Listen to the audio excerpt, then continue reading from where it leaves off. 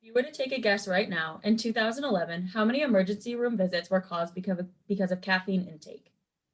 About 3,700. I'd say 4,000.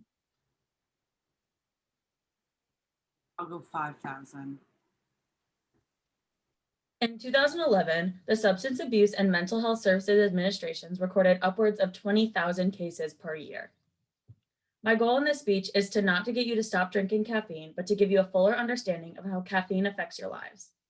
I drink caffeine every day. I don't plan on stopping. That's not my goal here. I want you to understand and really appreciate how caffeine affects you positively and negatively. Now, when I asked you, you all take many different forms of caffeine. You drink coffee. That's the normal form of caffeine. You also do pre-workout before you go to a workout to give you a little bit boost of energy. Then there's the soda midday to give you a little bit more pep in your step. And there's also the energy drink for when you need that big boost.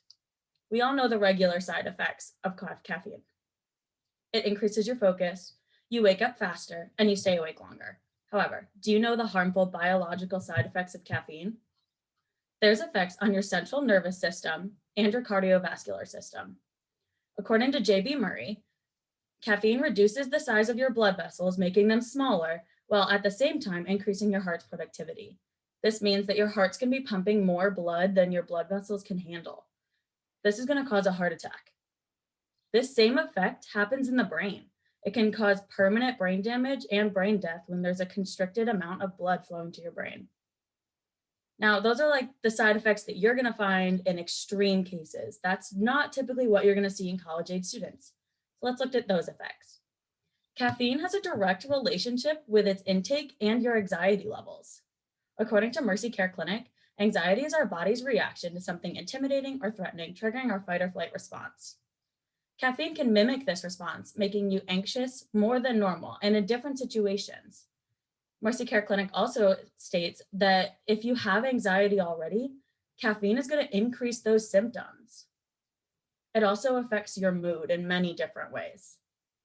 The Institute for Scientific Information on Coffee states that 75 milligrams of caffeine every 4 hours produces a sustained mood improvement.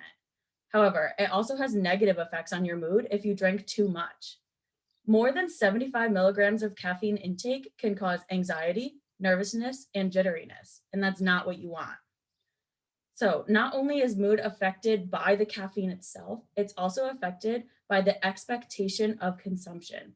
Your body is expecting that caffeine, and until it gets it, it's not going to be in a good mood. You're going to be more irritable, all of the same negative effects until you get that coffee. Now, after hearing all of these, many people would want to go cold turkey on caffeine.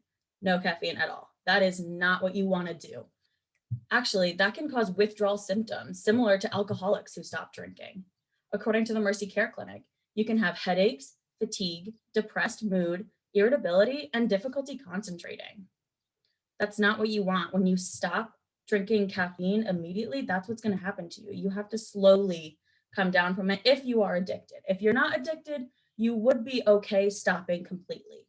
You might have a little bit of symptoms, but until you are addicted and need to have that caffeine every day, you won't have the dramatic symptoms.